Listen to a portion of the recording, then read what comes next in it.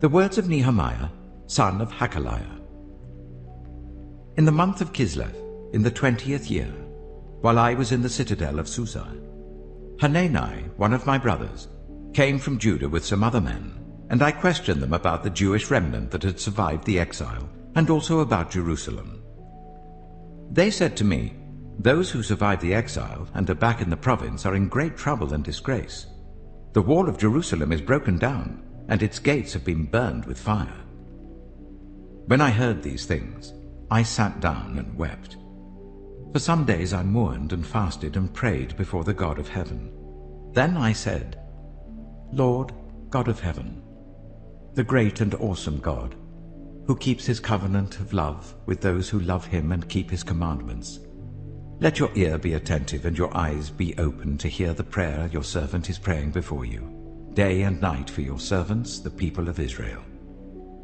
I confess the sins we Israelites, including myself and my father's family, have committed against you. We have acted very wickedly towards you. We have not obeyed the commands, decrees, and laws you gave your servant Moses. Remember the instruction you gave your servant Moses, saying, 'If you are unfaithful, I will scatter you among the nations. But if you return to me and obey my commands, then even if your exiled people are at the farthest horizon, I will gather them from there and bring them to the place I have chosen as a dwelling for my name.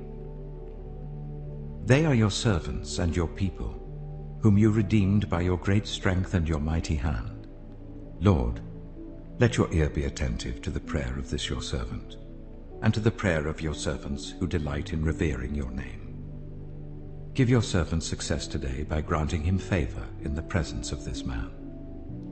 I was cupbearer to the king. Nehemiah chapter 2. In the month of Nisan, in the 20th year of King Artaxerxes, when wine was brought for him, I took the wine and gave it to the king. I had not been sad in his presence before, so the king asked me, "Why does your face look so sad when you are not ill? This can be nothing but sadness of heart." I was very much afraid, but I said to the king, "May the king live forever. Why should my face not look sad, when the city where my ancestors are buried lies in ruins, and its gates have been destroyed by fire?" The king said to me, "What is it you want?" Then I prayed to the God of heaven, and I answered the king, "If it pleases the king, and if your servant has found favor in his sight, let him send me to the city in Judah where my ancestors are buried, so that I can rebuild it." Then the king, with the queen sitting beside him, asked me, "How long will your journey take, and when will you get back?" It pleased the king to send me, so I set a time.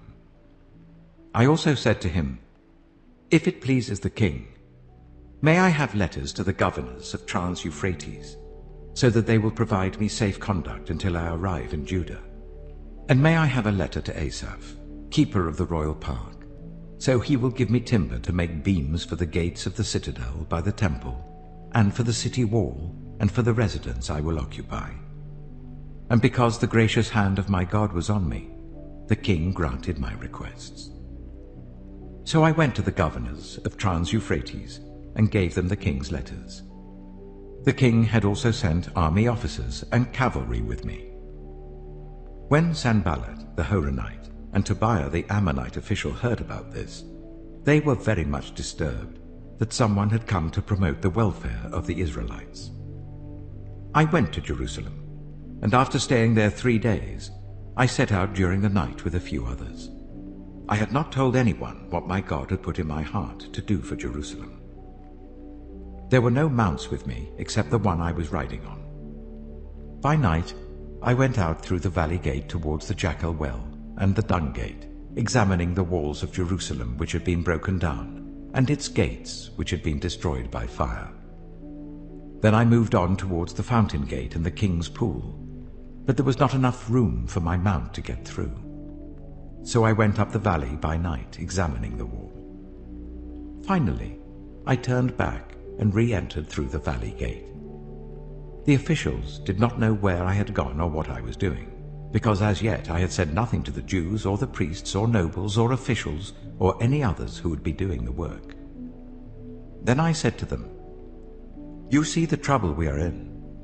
Jerusalem lies in ruins, and its gates have been burned with fire. Come, let us rebuild the wall of Jerusalem, and we will no longer be in disgrace." I also told them about the gracious hand of my God on me, and what the king had said to me. They replied, "Let us start rebuilding." So they began this good work. But when Sanballat the Horonite, Tobiah the Ammonite official, and Geshem the Arab heard about it, they mocked and ridiculed us. "What is this you're doing?" they asked. "Are you rebelling against the king?" I answered them by saying, "The God of heaven will give us success. We, his servants, will start rebuilding. But as for you, you have no share in Jerusalem, or any claim or historic right to it." Nehemiah chapter 3. Eliashib, the high priest, and his fellow priests went to work and rebuilt the sheep gate. They dedicated it and set its doors in place, building as far as the Tower of the 100, which they dedicated, and as far as the Tower of Hananel. The men of Jericho built the adjoining section, and Zakkur, son of Imri, built next to them. The fish gate was rebuilt by the sons of Hassenaah. They laid its beams and put its doors and bolts and bars in place. Meremoth, son of Uriah, the son of Hakkoz, repaired the next section. Next to him, Meshullam, son of Berechiah, the son of Meshezabel, made repairs, and next to him, Zadok, son of Baana, also made repairs. The next section was repaired by the men of Tekoa, but their nobles would not put their shoulders to the work under their supervisors. The Jeshanah gate was repaired by Joiada, son of Paseah, and Meshullam, son of Besadiah. They laid its beams and put its doors with their bolts and bars in place. Next to them, repairs were made by men from Gibeon and Mizpah, Melatiah of Gibeon and Jadon of Meronoth, places under the authority of the governor of Trans-Euphrates. Uzziel, son of Hariah, one of the goldsmiths, repaired the next section, and Hananiah, one of the perfume makers, made repairs next to that. They restored Jerusalem as far as the broad wall. Raphiah, son of Hur, ruler of a half-district of Jerusalem, repaired the next section. Adjoining this, Jediah, son of Harumaph, made repairs opposite his house, and Hattush, son of Hashabniah, made repairs next to him. Malchijah, son of Harim, and Hashub, son of Pahath-Moab, repaired another section and the Tower of the Ovens. Shallum, son of Halohesh, ruler of a half-district of Jerusalem, repaired the next section with the help of his daughters. The valley gate was repaired by Hanon and the residents of Zanoah. They rebuilt it and put its doors with their bolts and bars in place. They also repaired 1,000 cubits of the wall as far as the dung gate. The dung gate was repaired by Malchijah, son of Rechab, ruler of the district of Beth-Hakerem.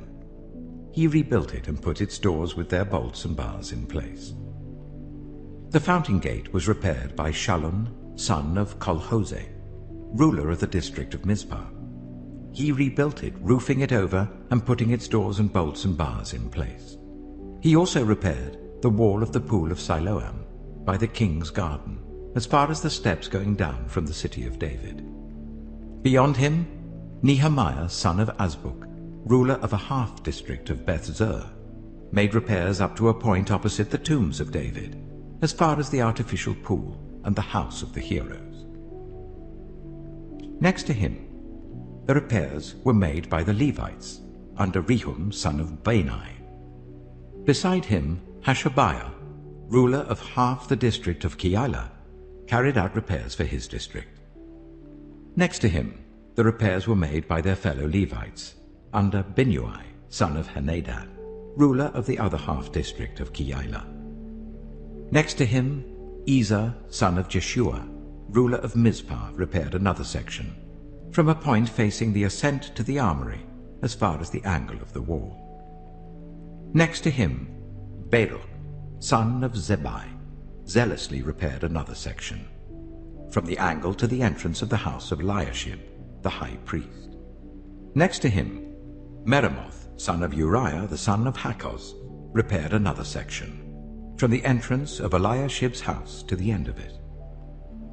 The repairs next to him were made by the priests from the surrounding region. Beyond them, Benjamin and Hashub made repairs in front of their house, and next to them, Azariah, son of Maaseiah, the son of Ananiah, made repairs beside his house. Next to him, Binnui, son of Henadad, repaired another section, from Azariah's house to the angle and the corner. And Pelal, son of Uzai, worked opposite the angle and the tower projecting from the upper palace near the court of the guard. Next to him, Pedaiah, son of Parosh, and the temple servants living on the hill of Ophel, made repairs up to a point opposite the water gate towards the east and the projecting tower. Next to them, the men of Tekoa repaired another section, from the great projecting tower to the wall of Ophel. Above the horse gate, the priests made repairs, each in front of his own house. Next to them, Zadok, son of Immer, made repairs opposite his house. Next to him, Shemaiah, son of Shechaniah, the guard at the east gate, made repairs. Next to him, Hananiah, son of Shelemiah, and Hanun, the sixth son of Zalaph, repaired another section. Next to them, Meshullam, son of Berechiah, made repairs opposite his living quarters. Next to him, Malchijah, one of the goldsmiths, made repairs as far as the house of the temple servants and the merchants, opposite the inspection gate, and as far as the room above the corner. And between the room above the corner and the sheep gate, the goldsmiths and merchants made repairs. Nehemiah chapter 4. When Sanballat heard that we were rebuilding the wall, he became angry and was greatly incensed.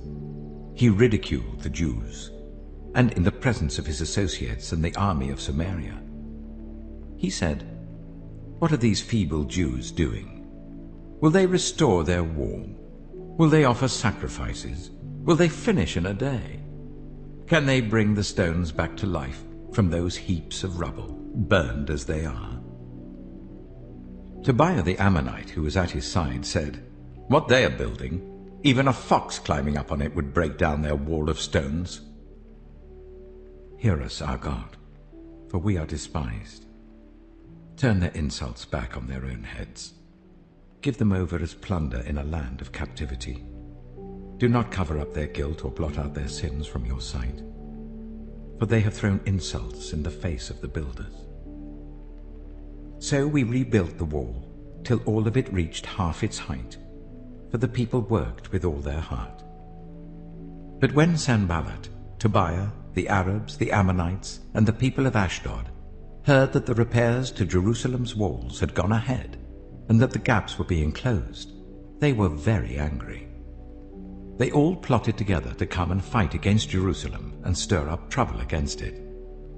But we prayed to our God and posted a guard day and night to meet this threat.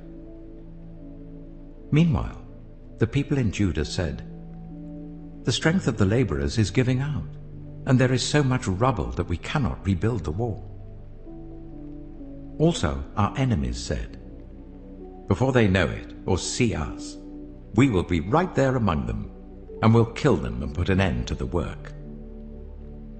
Then the Jews who lived near them came and told us 10 times over, "Wherever you turn, they will attack us."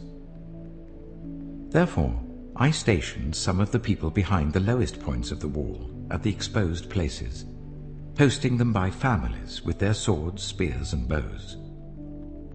After I looked things over, I stood up and said to the nobles, the officials, and the rest of the people, "Don't be afraid of them.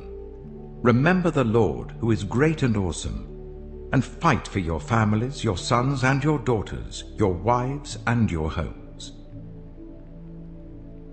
When our enemies heard that we were aware of their plot, and that God had frustrated it, we all returned to the wall, each to our work. From that day on, half of my men did the work, while the other half were equipped with spears, shields, bows, and armor. The officers posted themselves behind all the people of Judah who were building the wall. Those who carried materials did their work with one hand and held a weapon in the other, and each of the builders wore his sword at his side as he worked. But the man who sounded the trumpet stayed with me. Then I said to the nobles, the officials, and the rest of the people, "The work is extensive and spread out, and we are widely separated from each other along the wall. Wherever you hear the sound of the trumpet, join us there. Our God will fight for us." So we continued the work with half the men holding spears, from the first light of dawn till the stars came out. At that time, I also said to the people, "Let every man and his helper stay inside Jerusalem at night, so that they can serve us as guards by night and as workers by day." Neither I nor my brothers nor my men nor the guards with me took off our clothes. Each had his weapon, even when he went for water. Nehemiah chapter 5. Now the men and their wives raised a great outcry against their fellow Jews. Some were saying, "We and our sons and daughters are numerous. In order for us to eat and stay alive, we must get grain." Others were saying, "We are mortgaging our fields, our vineyards, and our homes to get grain during the famine." Still others were saying, "We have had to borrow money to pay the king's tax on our fields and vineyards. Although we are of the same flesh and blood as our fellow Jews, and though our children are as good as theirs, yet we have to subject our sons and daughters to slavery. Some of the daughters have already been enslaved, but we are powerless, because our fields and our vineyards belong to others." When I heard their outcry and these charges, I was very angry. I pondered them in my mind, and then accused the nobles and officials. I told them, "You are charging your own people interest." So I called together a large meeting to deal with them, and said, "As far as possible, we have bought back our fellow Jews, who were sold to the Gentiles. Now you are selling your own people, only for them to be sold back to us." They kept quiet, because they could find nothing to say. So I continued, "What you're doing is not right. Shouldn't you walk in the fear of our God to avoid the reproach of our Gentile enemies? I and my brothers and my men are also lending the people money and grain. But let us stop charging interest. Give back to them immediately their fields, vineyards, olive groves, and houses, and also the interest you're charging them. 1% of the money, grain, new wine, and olive oil." "We will give it back," they said, "and we will not demand anything more from them. We will do as you say." Then I summoned the priests and made the nobles and officials take an oath to do what they had promised. I also shook out the folds of my robe and said, "In this way may God shake out of their house and possessions anyone who does not keep this promise. So may such a person be shaken out and emptied." At this, the whole assembly said, "Amen," and praised the Lord. And the people did as they had promised. Moreover, from the 20th year of King Artaxerxes, when I was appointed to be their governor in the land of Judah, until his 32nd year, 12 years, neither I nor my brothers ate the food allotted to the governor. But the earlier governors, those preceding me, placed a heavy burden on the people and took 40 shekels of silver from them in addition to food and wine. Their assistants also lorded it over the people. But out of reverence for God, I did not act like that. Instead, I devoted myself to the work on this wall. All my men were assembled there for the work. We did not acquire any land. Furthermore, 150 Jews and officials ate at my table, as well as those who came to us from the surrounding nations. Each day, 1 ox, 6 choice sheep, and some poultry were prepared for me. And every 10 days, an abundant supply of wine of all kinds. In spite of all this, I never demanded the food allotted to the governor, because the demands were heavy on these people. Remember me with favor, my God, for all I have done for these people. Nehemiah chapter 6. When the word came to Sanballat, Tobiah, Geshem the Arab, and the rest of our enemies, that I had rebuilt the wall and not a gap was left in it, though up to that time I had not set the doors and the gates, Sanballat and Geshem sent me this message: "Come, let us meet together in one of the villages on the plain of Ono." But they were scheming to harm me. So I sent messengers to them with this reply: "I am carrying on a great project and cannot go down. Why should the work stop while I leave it and go down to you?" 4 times they sent me the same message, and each time I gave them the same answer. Then the 5th time, Sanballat sent his assistant to me with the same message, and in his hand was an unsealed letter in which was written, "It is reported among the nations, and Geshem says it is true, that you and the Jews are plotting to revolt, and therefore you are building the wall. Moreover, according to these reports, you are about to become their king, and have even appointed prophets to make this proclamation about you in Jerusalem: there is a king in Judah. Now this report will get back to the king. So come, let us meet together." I sent him this reply: "Nothing like what you are saying is happening. You're just making it up out of your head." They were all trying to frighten us, thinking their hands will get too weak for the work and it will not be completed. But I prayed, "Now strengthen my hands." One day I went to the house of Shemaiah, son of Delaiah, the son of Mehetabel, who was shut in at his home. He said, "Let us meet in the house of God inside the temple, and let us close the temple doors, because men are coming to kill you. By night they're coming to kill you." But I said, "Should a man like me run away? Or should someone like me go into the temple to save his life? I will not go." I realized that God had not sent him, but that he had prophesied against me, because Tobiah and Sanballat had hired him. He had been hired to intimidate me, so that I would commit a sin by doing this, and then they would give me a bad name to discredit me.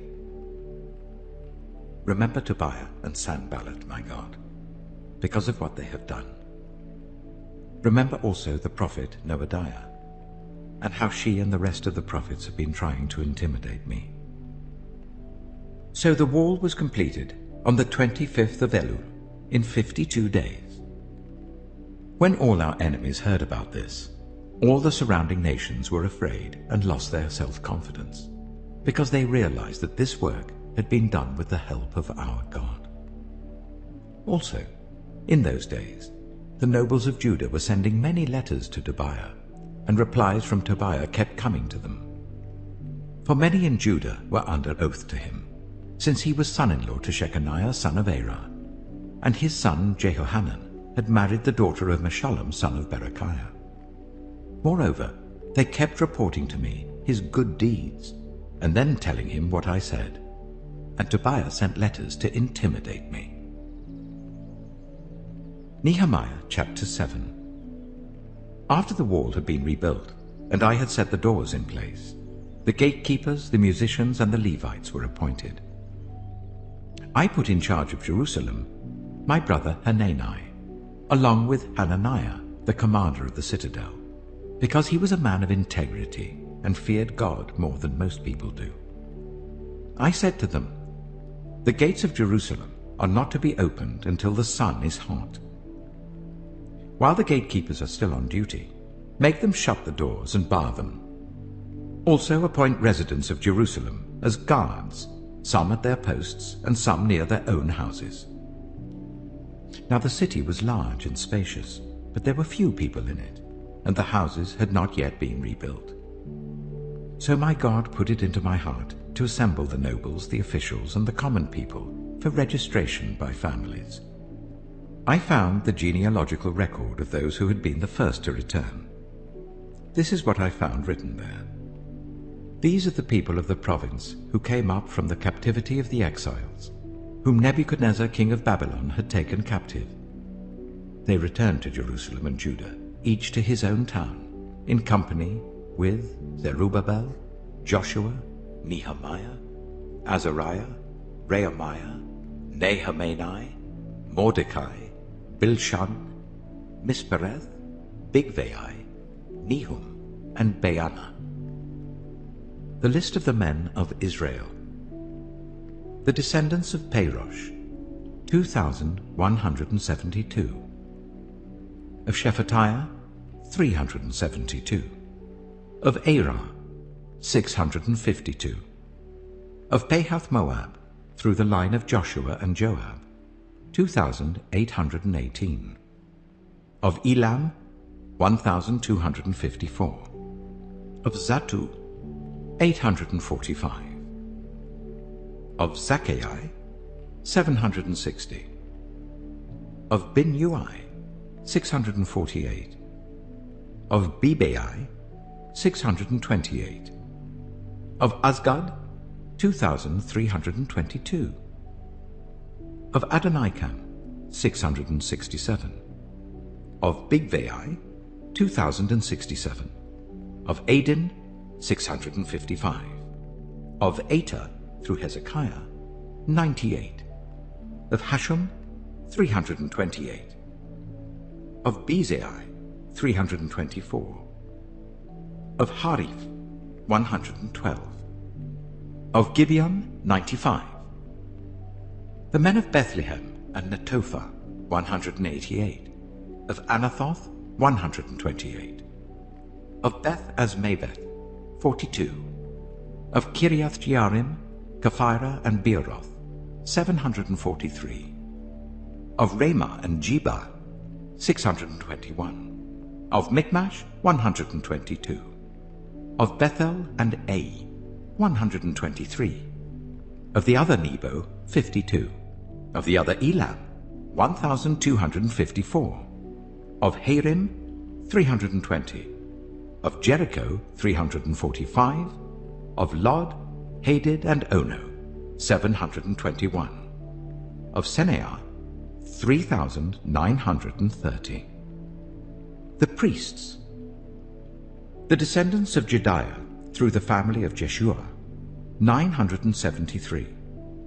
Of Immer, 1,052. Of Pashur, 1,247. Of Harim, 1,017. The Levites. The descendants of Jeshua, through Kadmiel, through the line of Hodaviah, 74. The musicians. The descendants of Asaph, 148. The gatekeepers. The descendants of Shallum, Ater, Talmon, Akub, Hatita, and Shobai, 138. The temple servants. The descendants of Zihah, Hasupha, Tabaoth, Keros, Saya, Padan, Labana, Hagabah, Shalmai, Hanan, Giddel, Gehar, Reiah, Rezin, Nekoda, Gaza, Uzzah, Paseah, Bisai, Mehunim, Nephusim, Bagbuk, Hakyufa, Haha, Baslath, Mahida, Harsha, Barkos, Sisera, Tema, Neziah, and Hatipha. The descendants of the servants of Solomon. The descendants of Sotai, Sophereth, Perida, Jaala, Darkon, Giddel, Shephatiah, Hatil, Pokereth Hazabaim, and Ammon. The temple servants and the descendants of the servants of Solomon, 392. The following came up from the towns of Tel Melah, Tel Harsha, Kirab, Adon, and Immer, but they could not show that their families were descended from Israel. The descendants of Deliah, Tobiah, and Nekoda, 642. And from among the priests, the descendants of Habiah, Hakoth, and Barzillai, a man who married a daughter of Barzillai the Gileadite, and was called by that name. These searched for their family records, but they could not find them, and so were excluded from the priesthood as unclean. The governor, therefore, ordered them not to eat any of the most sacred food until there should be a priest ministering with the Urim and Thummim. The whole company numbered 42,360, besides their 7,337 male and female slaves, and they also had 245 male and female singers. There were 736 horses, 245 mules, 435 camels, and 6,720 donkeys. Some of the heads of the families contributed to the work. The governor gave to the treasury 1,000 darics of gold, 50 bowls, and 530 garments for priests. Some of the heads of the families gave to the treasury for the work 20,000 darics of gold and 2,200 minas of silver. The total given by the rest of the people was 20,000 darics of gold, 2,000 minas of silver, and 67 garments for priests. The priests, the Levites, the gatekeepers, the musicians, and the temple servants, along with certain of the people and the rest of the Israelites, settled in their own towns.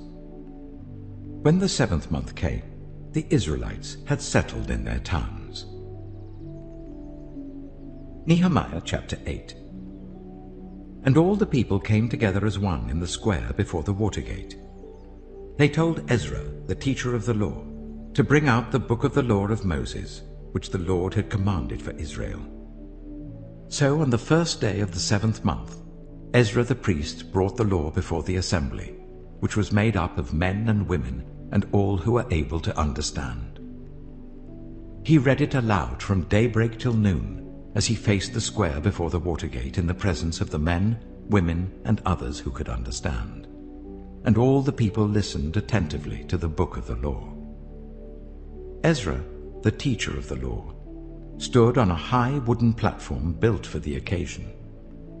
Beside him on his right stood Mattithiah, Shema, Ananiah, Uriah, Hilkiah, and Maaseiah.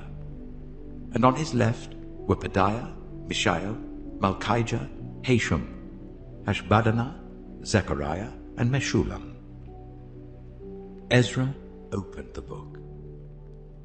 All the people could see him because he was standing above them. And as he opened it, the people all stood up. Ezra praised the Lord, the great God, and all the people lifted their hands and responded, Amen, Amen. Then they bowed down and worshipped the Lord with their faces to the ground.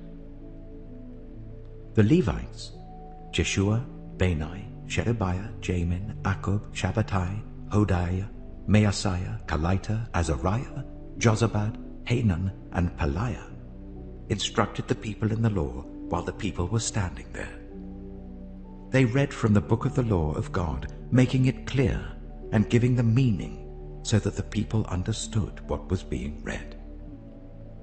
Then Nehemiah the governor, Ezra the priest and teacher of the law, and the Levites who were instructing the people said to them all, This day is holy to the Lord your God.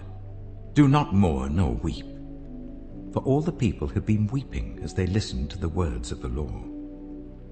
Nehemiah said, Go and enjoy choice food and sweet drinks, and send some to those who have nothing prepared. This day is holy to our Lord. Do not grieve, for the joy of the Lord is your strength. The Levites calmed all the people, saying, Be still, for this is a holy day. Do not grieve. Then all the people went away to eat and drink, to send portions of food and to celebrate with great joy, because they now understood the words that had been made known to them. On the 2nd day of the month, the heads of all the families, along with the priests and Levites, gathered round Ezra, the teacher of the law, to give attention to the words of the law. They found written in the law, which the Lord had commanded through Moses, that the Israelites were to live in temporary shelters during the festival of the 7th month, and that they should proclaim this word and spread it throughout their towns and in Jerusalem. Go out into the hill country and bring back branches from olive and wild olive trees, and from myrtles, palms, and other leafy trees, to make temporary shelters, as it is written." So the people went out and brought back branches and built themselves temporary shelters on their own roofs, in their courtyards, in the courts of the house of God, and in the square by the water gate, and the one by the gate of Ephraim. The whole company that had returned from exile built temporary shelters and lived in them. From the days of Joshua son of Nun until that day, the Israelites had not celebrated it like this, and their joy was very great. Day after day, from the first day to the last, Ezra read from the book of the law of God. They celebrated the festival for 7 days, and on the 8th day, in accordance with the regulation, there was an assembly. Nehemiah chapter 9. On the 24th day of the same month, the Israelites gathered together, fasting and wearing sackcloth, and putting dust on their heads. Those of Israelite descent had separated themselves from all foreigners. They stood in their places and confessed their sins and the sins of their ancestors. They stood where they were and read from the book of the law of the Lord their God for a quarter of the day, and spent another quarter in confession and in worshipping the Lord their God. Standing on the stairs of the Levites were Jeshua, Bani, Kadmiel, Shebaniah, Bunai, Sherebiah, Bani, and Kenani. They cried out with loud voices to the Lord their God. And the Levites, Jeshua, Kadmiel, Bani, Hashabniah, Sherebiah, Hodiah, Shebaniah, and Pethahiah, said, "Stand up and praise the Lord your God, who is from everlasting to everlasting. Blessed be your glorious name, and may it be exalted above all blessing and praise. You alone are the Lord. You made the heavens, even the highest heavens, and all their starry host, the earth and all that is on it, the seas and all that is in them. You give life to everything, and the multitudes of heaven worship you. You are the Lord God, who chose Abram and brought him out of Ur of the Chaldeans, and named him Abraham. You found his heart faithful to you, and you made a covenant with him to give to his descendants the land of the Canaanites, Hittites, Amorites, Perizzites, Jebusites, and Girgashites. You have kept your promise, because you are righteous. You saw the suffering of our ancestors in Egypt. You heard their cry at the Red Sea. You sent signs and wonders against Pharaoh, against all his officials and all the people of his land, for you knew how arrogantly the Egyptians treated them. You made a name for yourself, which remains to this day. You divided the sea before them, so that they passed through it on dry ground, but you hurled their pursuers into the depths, like a stone into mighty waters. By day you led them with a pillar of cloud, and by night with a pillar of fire, to give them light on the way they were to take. You came down on Mount Sinai. You spoke to them from heaven. You gave them regulations and laws that are just and right, and decrees and commands that are good. You made known to them your holy Sabbath and gave them commands, decrees, and laws through your servant Moses. In their hunger you gave them bread from heaven, and in their thirst you brought them water from the rock. You told them to go in and take possession of the land you had sworn with uplifted hand to give them. But they, our ancestors, became arrogant and stiff-necked, and they did not obey your commands. They refused to listen and failed to remember the miracles you performed among them. They became stiff-necked, and in their rebellion appointed a leader in order to return to their slavery. But you are a forgiving God, gracious and compassionate, slow to anger and abounding in love. Therefore you did not desert them, even when they cast for themselves an image of a calf and said, "This is your God, who brought you up out of Egypt," or when they committed awful blasphemies. Because of your great compassion, you did not abandon them in the wilderness. By day, the pillar of cloud did not fail to guide them on their path, nor the pillar of fire by night to shine on the way they were to take. You gave your good spirit to instruct them. You did not withhold your manna from their mouths, but you gave them water for their thirst. For 40 years you sustained them in the wilderness. They lacked nothing. Their clothes did not wear out, nor did their feet become swollen. You gave them kingdoms and nations, allotting to them even the remotest frontiers. They took over the country of Sihon, king of Heshbon, and the country of Og, king of Bashan. You made their children as numerous as the stars in the sky, and you brought them into the land that you told their parents to enter and possess. Their children went in and took possession of the land. You subdued before them the Canaanites who lived in the land. You gave the Canaanites into their hands along with their kings and the peoples of the land, to deal with them as they pleased. They captured fortified cities and fertile land. They took possession of houses filled with all kinds of good things, wells already dug, vineyards, olive groves, and fruit trees in abundance. They ate to the full and were well nourished. They reveled in your great goodness. But they were disobedient and rebelled against you.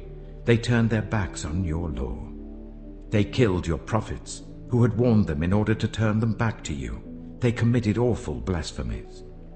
So you delivered them into the hands of their enemies who oppressed them. But when they were oppressed, they cried out to you. From heaven you heard them, and in your great compassion you gave them deliverers, who rescued them from the hand of their enemies. But as soon as they were at rest, they again did what was evil in your sight.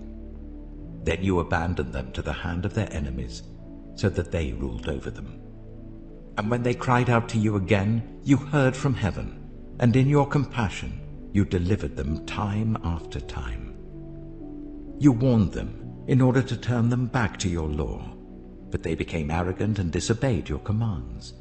They sinned against your ordinances, of which you said, "The person who obeys them will live by them." Stubbornly they turned their backs on you, became stiff-necked and refused to listen. For many years you were patient with them. By your spirit you warned them through your prophets, yet they paid no attention. So you gave them into the hands of the neighboring peoples. But in your great mercy, you did not put an end to them or abandon them, for you are a gracious and merciful God. Now, therefore, our God, the great God, mighty and awesome, who keeps his covenant of love, do not let all this hardship seem trifling in your eyes. The hardship that has come on us, on our kings and leaders, on our priests and prophets, on our ancestors and all your people, from the days of the kings of Assyria until today. In all that has happened to us, you have remained righteous. You have acted faithfully, while we acted wickedly. Our kings, our leaders, our priests, our ancestors did not follow your law. They did not pay attention to your commands or the statutes you warned them to keep.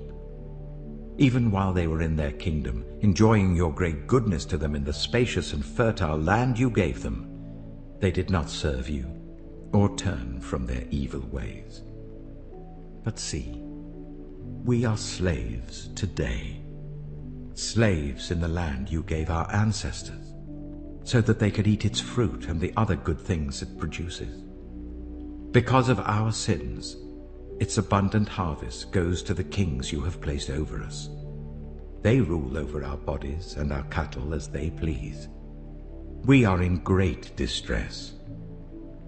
In view of all this, we are making a binding agreement, putting it in writing, and our leaders, our Levites, and our priests are affixing their seals to it. Nehemiah chapter 10. Those who sealed it were Nehemiah the governor, the son of Hakaliah, Zedekiah, Sariah, Azariah, Jeremiah, Pashur, Amariah, Melchijah, Hattush, Shebaniah, Malluch, Harim, Miramoth, Obadiah, Daniel, Ginnathon, Barak, Meshullam, Abijah, Mijamin, Maaziah, Bilgai, and Shemaiah. These were the priests.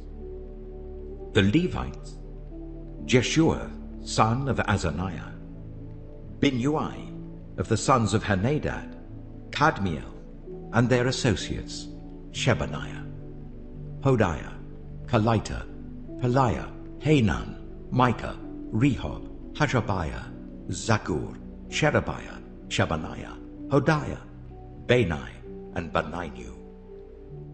The leaders of the people: Parosh, Pahath-Moab, Elam, Zatu, Bani, Bunai, Azgad, Bebai, Adonijah, Bigvai, Adin, Etan, Hezekiah, Azur, Hodiah, Hashem, Bezai, Hariv, Anathoth, Nebai, Magpiash, Meshullam, Hezer, Meshezabeel, Zadok, Jajua, Pelatiah, Hanan, Anaiah, Hoshea, Hananiah, Hashub, Halohesh, Pilha, Shobek, Rehum, Hajabna, Maaseiah, Ahiah, Hanan, Anan, Malach, Harim, and Baana.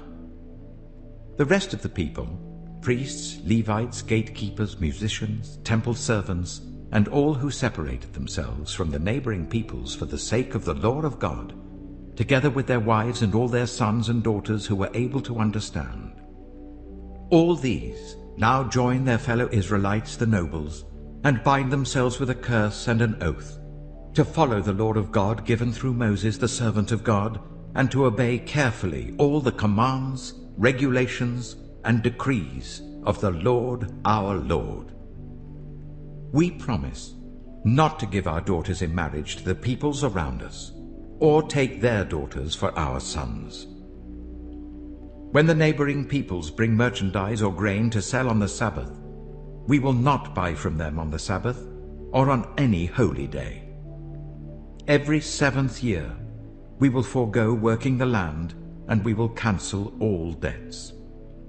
We assume the responsibility for carrying out the commands to give 1/3 of a shekel each year for the service of the house of our God, for the bread set out on the table, for the regular grain offerings and burnt offerings, for the offerings on the Sabbaths, at the new moon feasts, and at the appointed festivals, for the holy offerings, for sin offerings to make atonement for Israel, and for all the duties of the house of our God. We, the priests, the Levites, and the people, have cast lots to determine when each of our families is to bring to the house of our God at set times each year a contribution of wood to burn on the altar of the Lord our God, as it is written in the law. We also assume responsibility for bringing to the house of the Lord each year the first fruits of our crops and of every fruit tree. As it is also written in the law, we will bring the firstborn of our sons and of our cattle, of our herds, and of our flocks to the house of our God, to the priests ministering there. Moreover, we will bring to the storerooms of the house of our God, to the priests, the first of our ground meal, of our grain offerings, of the fruit of all our trees, and of our new wine and olive oil. And we will bring a tithe of our crops to the Levites, for it is the Levites who collect the tithes in all the towns where we work. A priest descended from Aaron is to accompany the Levites when they receive the tithes, and the Levites are to bring 1/10 of the tithes up to the house of our God, to the storerooms of the treasury.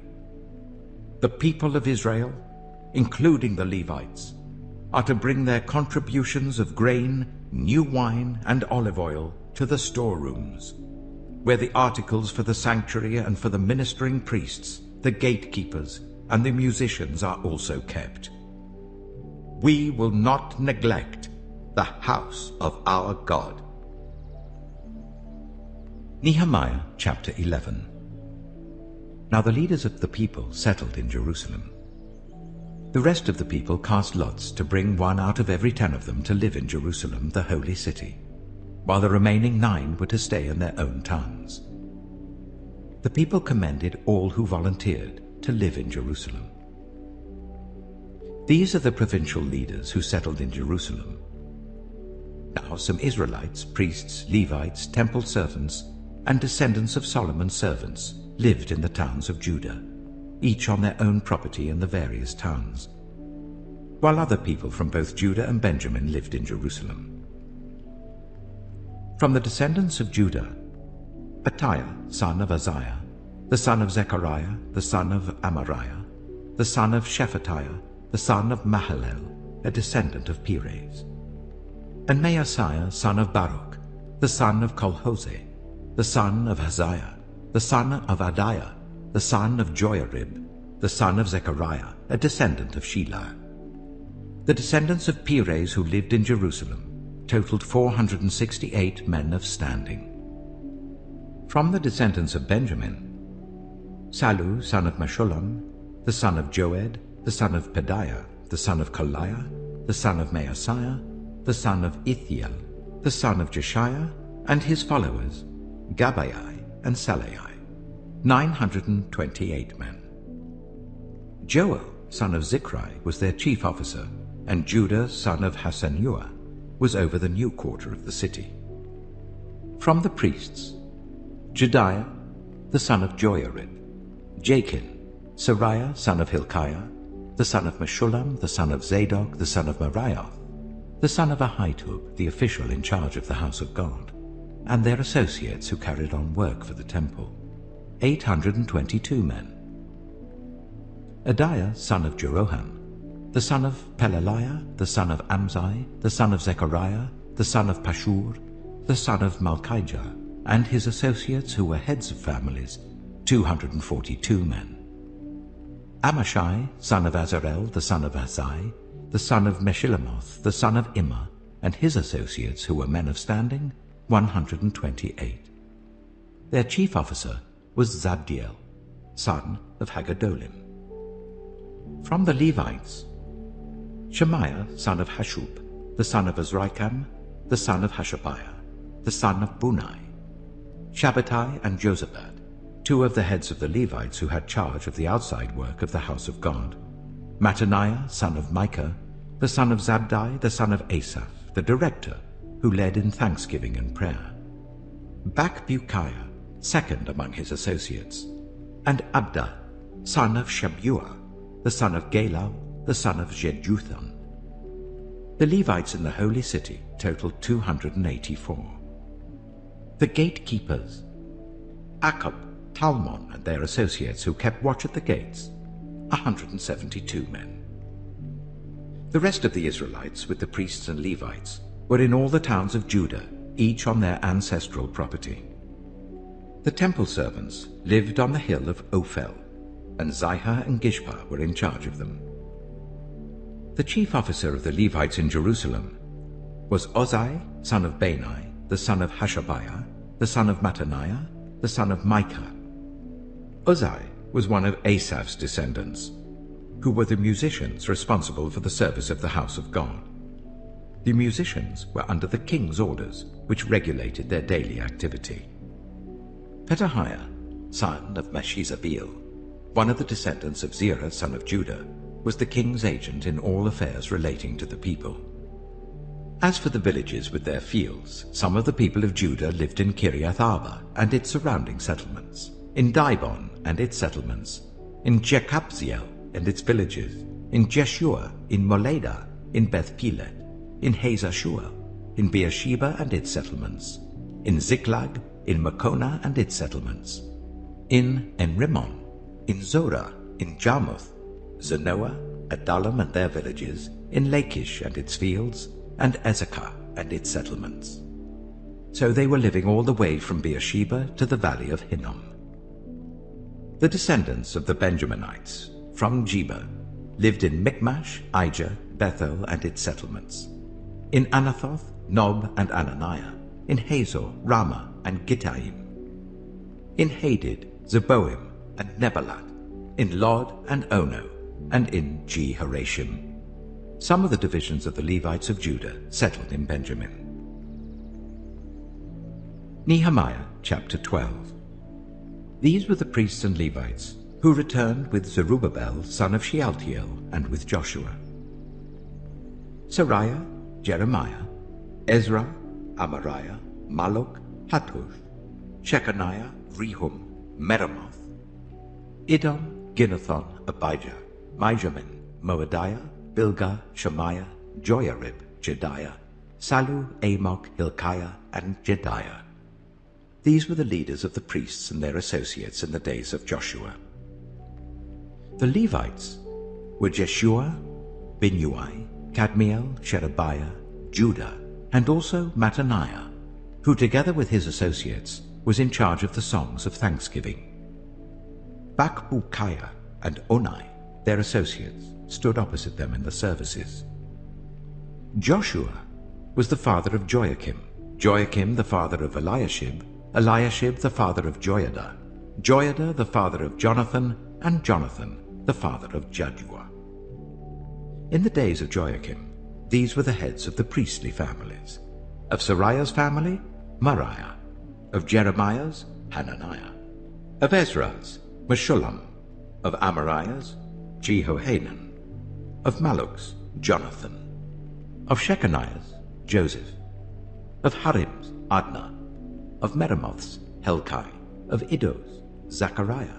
Of Ginnethon's, Meshullam. Of Abijah's, Zichri. Of Meniamin's and of Moadiah's, Piltai. Of Bilgah's, Shammua. Of Shemaiah's, Jehonathan. Of Joiarib's, Mattani. Of Jedaiah's, Uzai. Of Salu's, Kalai. Of Amok's, Eber. Of Hilkiah's, Hashabiah. Of Jedaiah's, Nethanel. The family heads of the Levites in the days of Eliashib, Joiada, Johanan, and Jaddua, as well as those of the priests, were recorded in the reign of Darius the Persian. The family heads among the descendants of Levi up to the time of Johanan, son of Eliashib, were recorded in the book of the Annals. And the leaders of the Levites were Hashabiah, Sherebiah, Jeshua, son of Kadmiel, and their associates, who stood opposite them to give praise and thanksgiving, one section responding to the other as prescribed by David the man of God. Mattaniah, Bakbukiah, Obadiah, Meshullam, Talmon, and Akkub were gatekeepers who guarded the storerooms at the gates. They served in the days of Joachim son of Joshua, the son of Josedek, and in the days of Nehemiah the governor, and of Ezra the priest, the teacher of the law. At the dedication of the wall of Jerusalem, the Levites were sought out from where they lived and were brought to Jerusalem to celebrate joyfully the dedication with songs of thanksgiving and with the music of cymbals, harps, and lyres. The musicians were also brought together from the region around Jerusalem, from the villages of the Netophathites, from Beth Gilgal, and from the area of Geba and Azmaveth, for the musicians had built villages for themselves around Jerusalem. When the priests and Levites had purified themselves ceremonially, they purified the people, the gates, and the wall. I had the leaders of Judah go up on top of the wall. I also assigned 2 large choirs to give thanks. One was to proceed on top of the wall to the right towards the dung gate. Hoshea and half the leaders of Judah followed them, along with Azariah, Ezra, Meshullam, Judah, Benjamin, Shemaiah, Jeremiah, as well as some priests with trumpets, and also Zechariah son of Jonathan, the son of Shemaiah, the son of Mattaniah, the son of Micaiah, the son of Zakkur, the son of Asaph, and his associates, Shemaiah, Azarel, Milalai, Gilalai, Maai, Nethanel, Judah, and Hanani, with musical instruments prescribed by David the man of God. Ezra, the teacher of the law, led the procession. At the fountain gate, they continued directly up the steps of the city of David, on the ascent to the wall, and passed above the site of David's palace to the water gate on the east. The second choir proceeded in the opposite direction. I followed them on top of the wall together with half the people, past the tower of the ovens to the broad wall, over the gate of Ephraim, the Jeshanah gate, the fish gate, the tower of Hananel, and the tower of the 100, as far as the sheep gate. At the gate of the guard they stopped. The 2 choirs that gave thanks then took their places in the house of God. So did I, together with half the officials, as well as the priests, Eliakim, Maaseiah, Meniamim, Micaiah, Elioenai, Zechariah, and Hananiah with their trumpets, and also Maaseiah, Shemaiah, Eleazar, Uzai, Jehohanan, Malchijah, Elam, and Ezer. The choirs sang under the direction of Jezreiah. And on that day they offered great sacrifices, rejoicing because God had given them great joy. The women and children also rejoiced. The sound of rejoicing in Jerusalem could be heard far away. At that time, men were appointed to be in charge of the storerooms for the contributions, firstfruits, and tithes. From the fields around the towns, they were to bring into the storerooms the portions required by the law for the priests and the Levites, for Judah was pleased with the ministering priests and Levites. They performed the service of their God and the service of purification, as did also the musicians and gatekeepers, according to the commands of David and his son Solomon. For long ago, in the days of David and Asaph, there had been directors for the musicians and for the songs of praise and thanksgiving to God. So in the days of Zerubbabel and of Nehemiah, all Israel contributed the daily portions for the musicians and the gatekeepers. They also set aside the portion for the other Levites, and the Levites set aside the portion for the descendants of Aaron. Nehemiah chapter 13. On that day the book of Moses was read aloud in the hearing of the people, and there it was found written that no Ammonite or Moabite should ever be admitted into the assembly of God, because they had not met the Israelites with food and water, but had hired Balaam to call a curse down on them. Our God, however, turned the curse into a blessing. When the people heard this law, they excluded from Israel all who were of foreign descent. Before this, Eliashib the priest had been put in charge of the storerooms of the house of our God. He was closely associated with Tobiah, and he had provided him with a large room formerly used to store the grain offerings and incense and temple articles, and also the tithes of grain, new wine, and olive oil prescribed for the Levites, musicians, and gatekeepers, as well as the contributions for the priests. But while all this was going on, I was not in Jerusalem. For in the 32nd year of Artaxerxes, king of Babylon, I had returned to the king. Some time later, I asked his permission and came back to Jerusalem. Here I learned about the evil thing Eliashib had done in providing Tobiah a room in the courts of the house of God. I was greatly displeased and threw all Tobiah's household goods out of the room. I gave orders to purify the rooms, and then I put back into them the equipment of the house of God, with the grain offerings and the incense. I also learned that the portions assigned to the Levites had not been given to them, and that all the Levites and musicians responsible for the service had gone back to their own fields. So I rebuked the officials and asked them, "Why is the house of God neglected?" Then I called them together and stationed them at their posts. All Judah brought the tithes of grain, new wine, and olive oil into the storerooms. I put Shelemiah the priest, Zadok the scribe, and a Levite named Pedaiah in charge of the storerooms, and made Hanan son of Zakkur, the son of Mattaniah, their assistant, because they were considered trustworthy. They were made responsible for distributing the supplies to their fellow Levites. Remember me for this, my God, and do not blot out what I have so faithfully done for the house of my God and its services.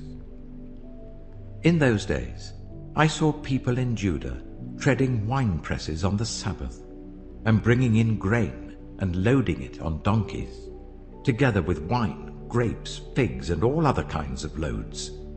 And they were bringing all this into Jerusalem on the Sabbath. Therefore I warned them against selling food on that day. People from Tyre who lived in Jerusalem were bringing in fish and all kinds of merchandise and selling them in Jerusalem on the Sabbath to the people of Judah. I rebuked the nobles of Judah and said to them, "What is this wicked thing you are doing, desecrating the Sabbath day. Didn't your ancestors do the same things, so that our God brought all this calamity on us and on this city? Now you are stirring up more wrath against Israel by desecrating the Sabbath. When evening shadows fell on the gates of Jerusalem before the Sabbath, I ordered the doors to be shut and not opened until the Sabbath was over. I stationed some of my own men at the gates so that no load could be brought in on the Sabbath day. Once or twice, the merchants and sellers of all kinds of goods spent the night outside Jerusalem. But I warned them and said, "Why do you spend the night by the wall? If you do this again, I will arrest you." From that time on, they no longer came on the Sabbath.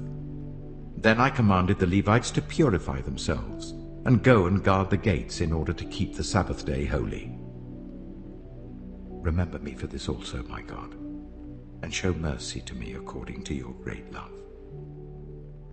Moreover, in those days, I saw men of Judah who had married women from Ashdod, Ammon, and Moab.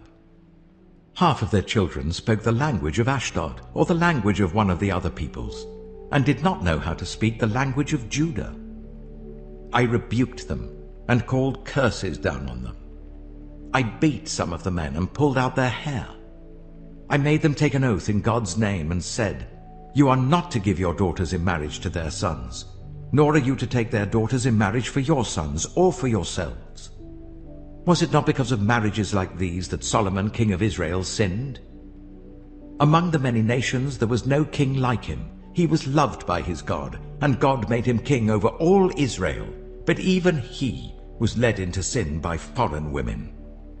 Must we hear now that you too are doing all this terrible wickedness and are being unfaithful to our God by marrying foreign women? One of the sons of Joiada, son of Eliashib, the high priest, was son-in-law to Sanballat the Horonite, and I drove him away from me. Remember them, my God, because they defiled the priestly office and the covenant of the priesthood and of the Levites. So I purified the priests and the Levites of everything foreign, and assigned them duties, each to his own task. I also made provision for contributions of wood at designated times, and for the first fruits. Remember me with favor, my God.